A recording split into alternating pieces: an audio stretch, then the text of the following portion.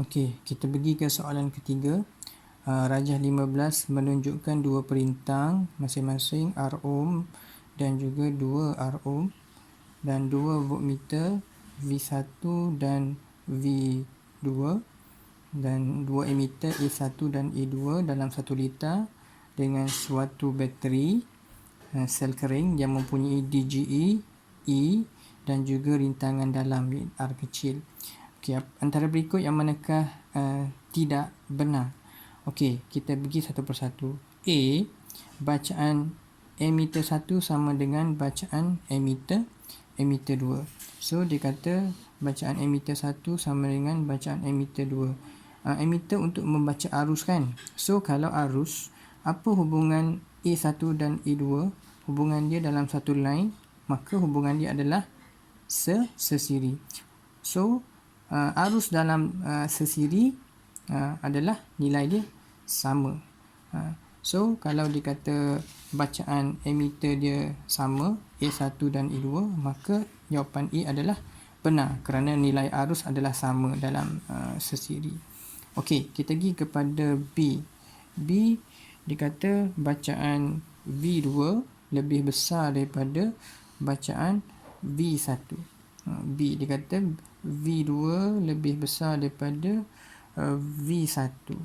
So, kalau kita tengok apa yang ada di sini adalah kita tengok kita ada R dengan 2R dan apa hubungan antara R dengan 2R ni? Hubungan dia adalah secara in one line ni kan, one line. So, hubungan dia adalah sesiri. So, nilai V dalam sesiri dia mengikut nilai R. So, nilai R dia akan membahagikan. So, V kalau V total dia lalu ikut sesiri, dia akan membahagi dan pembahagian itu mengikut nilai R yang ada. So, kalau kita tengok sini kita ada 1R, sini kita ada 2R. So, secara pengiraan congaknya kita ada satu kita ada V sama dengan IR.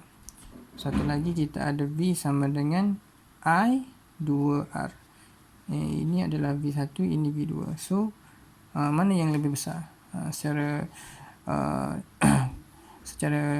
anggarannya, V2 adalah lebih besar. So, bila dikata V2 lebih besar daripada V1, maka B adalah benar.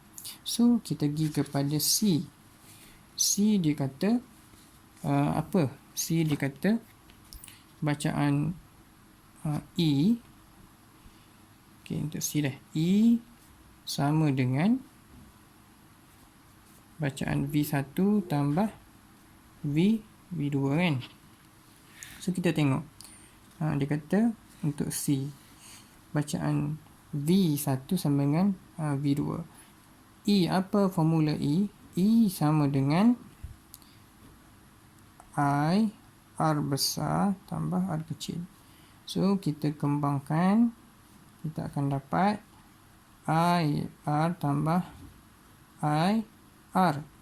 Ini adalah E. So, dalam kenyataan dia kata E sama dengan V1 dan V2. So, apa V1, V2 ni? V1 dan V2 ni, V1 sama dengan IR, V2 pun sama dengan IR. Dan kedua-dua R ini merujuk kepada R besar. Masih lagi tidak memasukkan IR rintangan dalam yang kecil. So, ini bermaksud C adalah tidak benar.